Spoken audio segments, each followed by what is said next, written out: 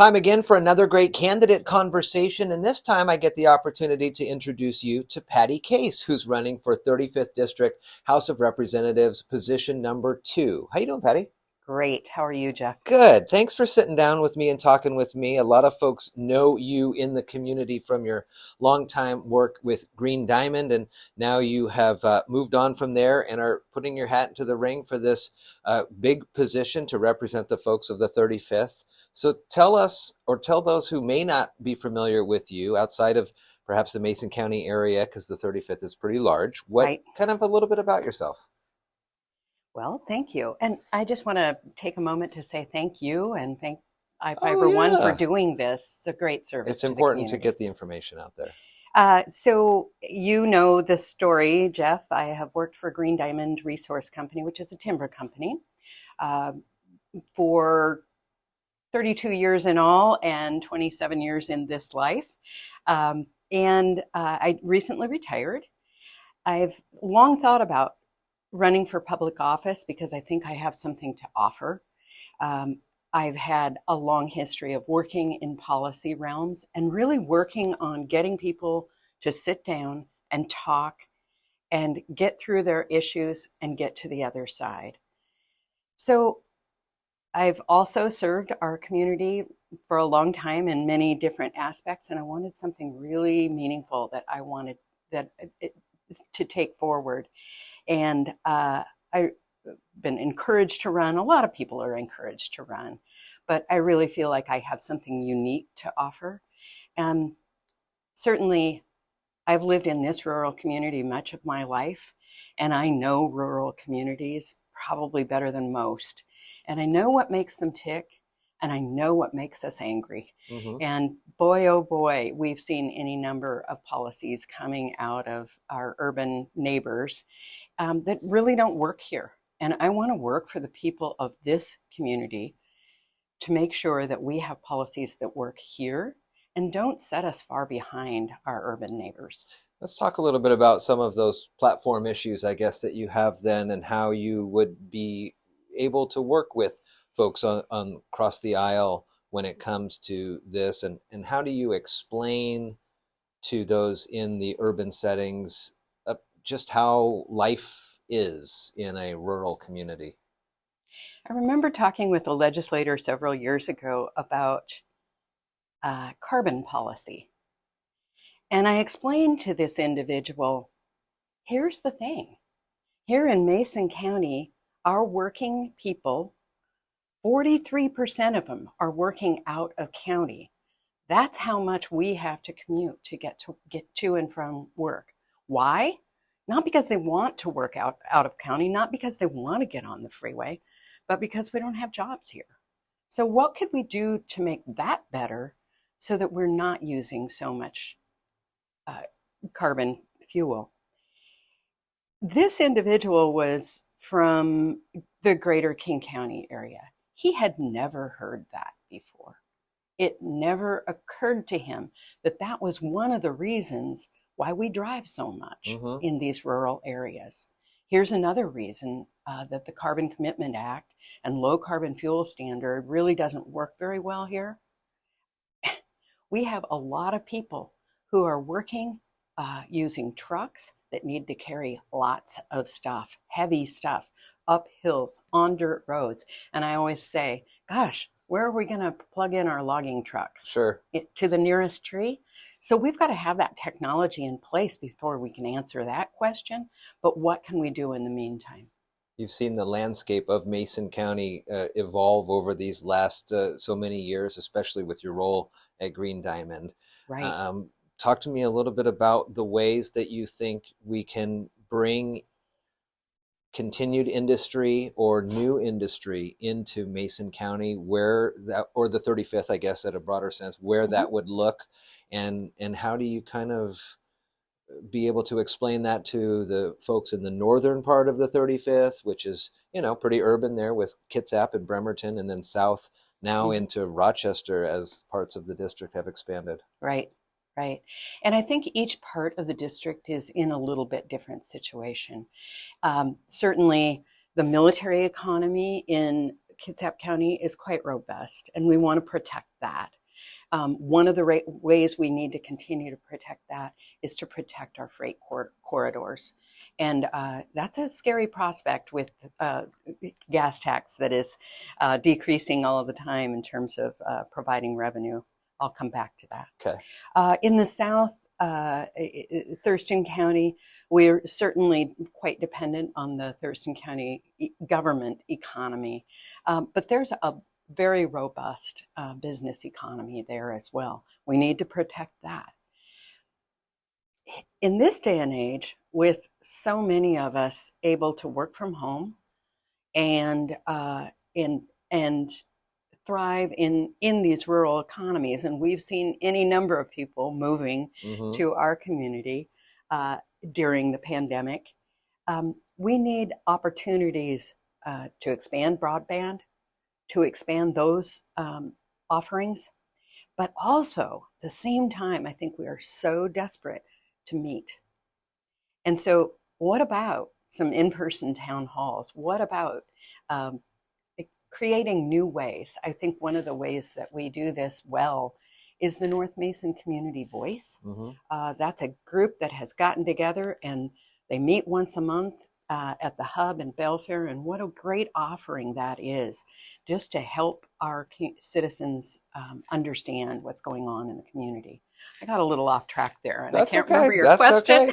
I was just kind of trying to figure out what other types of, potential new industries can come in. I know you've Mhm. spent time across the state and the region as you've in your capacity with Green Diamond. So you've seen how other rural communities have been able to either move through the struggles Mhm. of a timber industry or a timber town, if you will.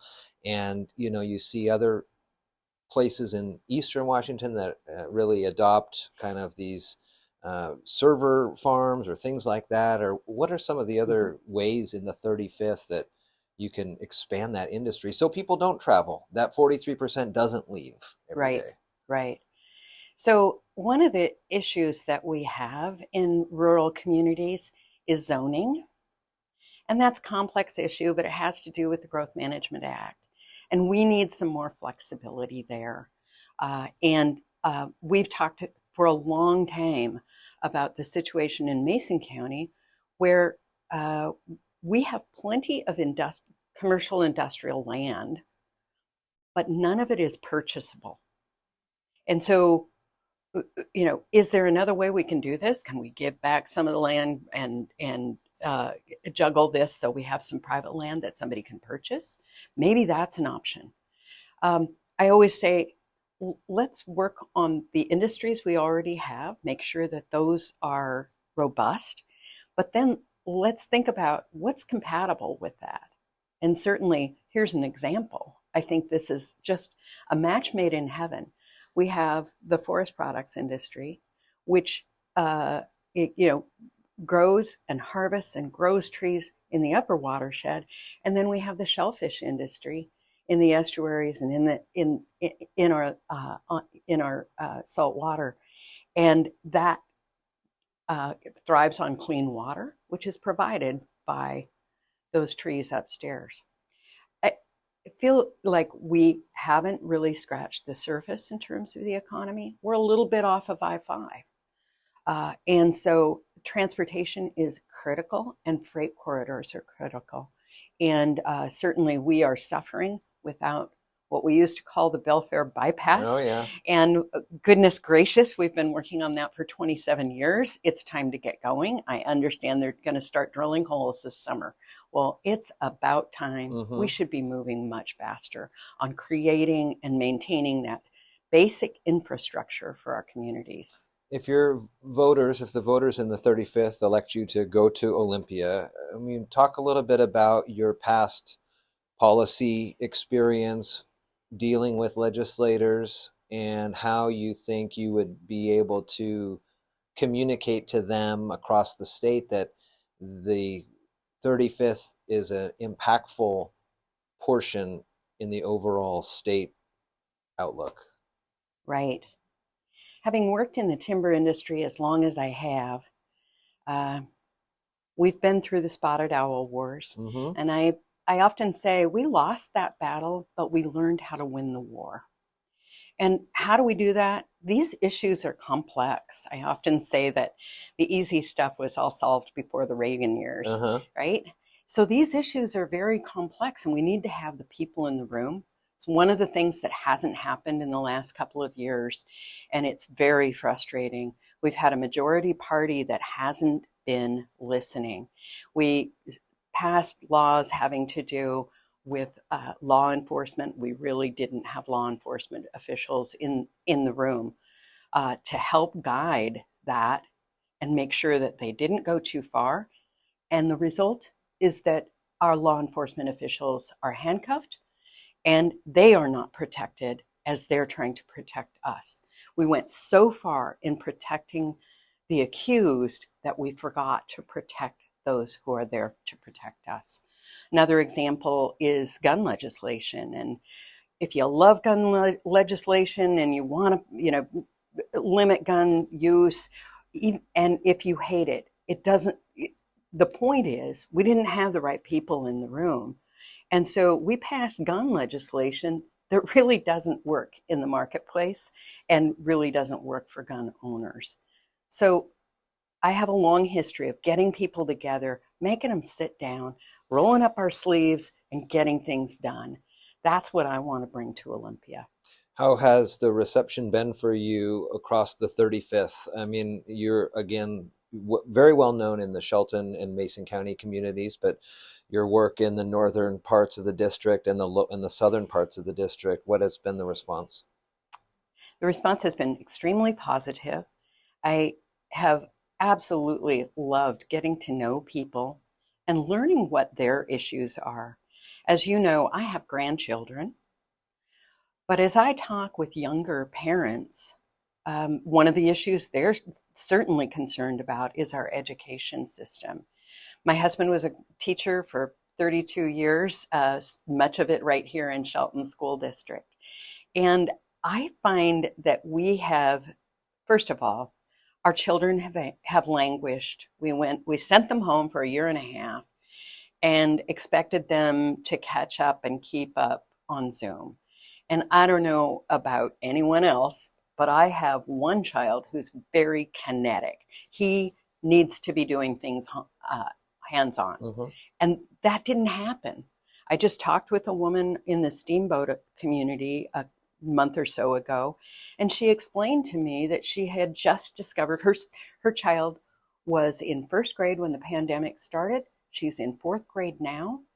And she discovered that her child didn't know a nickel from a dime. Well, that's a kinetic activity. That's an activity that takes some hands on learning. We went back to school, and our state government really did nothing in terms of trying to figure out how are we going to get these kids caught up, because they have been through, as we all say, something unprecedented. Mm-hmm. I get that, but we need a system to make sure that those kids are able to get through school and get on and get jobs. And that may be college, maybe that traditional route, or it may be technical school. And I found either works. Both of my children did something else aside from college, even though come from a long list of college educated family. But they're successful, they're making great money, and they're extremely happy and satisfied. And so many different routes, but certainly some issues that we need to take care of in the meantime. We've seen some record levels of money coming into the state coffers over these last couple of years. Oh, thank you for that leading question. What do you think should be done with some of that? Or how do we, protect that it doesn't just go away quickly? Or what are your thoughts Right, on that? right. So we had a $15 billion surplus this year, and our progressive Democrats in Seattle managed to spend every dime. And I think that's really frightening. Um, We have something like 250 some odd $1 million in the traditional rainy day account. Anything else can be spent with a 51% majority. And they did. They spent it all. And that creates a bow wave, and we're going to have to figure out how to make that up, right? So instead of doing that kind of thing, I think we ought to give some money back to the people. We're desperate here. People are frustrated because, inflation is running away, and our state government did nothing to help that matter because they spent every dime they had. Gas prices are out of this world, and Mm-hmm. they're about to get higher with the with the institution of the Carbon Commitment Act and the Low Carbon Fuel Standard. It's scary out there, and people are going to be in a situation where they can't afford to stay in their homes. So, why on earth in this session didn't we say, let's give some money back to the people? Let's give them a sales tax holiday. Or maybe what we could do is lower the gas tax and then take some of this surplus. Um, let's say the auto sales tax, and put that towards our transportation budget. That's sustainable, where the gas tax is going to get worse and worse every year. Those are complicated solutions, and our Democratic majority in the Washington State Legislature wasn't interested in talking about those complicated solutions. Republicans handed those kinds of solutions to them. They didn't listen, and so I think bottom line, it's really important that we keep the needs of the community in mind. And we didn't do that in Olympia this last year or the year before. And we've got to be sustainable long term. So we've got to come up with some new solutions rather than just saying, yeah, I think I'll take a little bit from here and a little bit from there. Just, oh, by the way, a lot of this budget depends on the capital gains tax, which, as you know, has been challenged in court. Mm-hmm. That's a problem. If you're depending on $1 billion out of the capital gains tax and you're not going to have that revenue, what are you going to do? So I think there are any number of ways. They're complicated, but they're doable.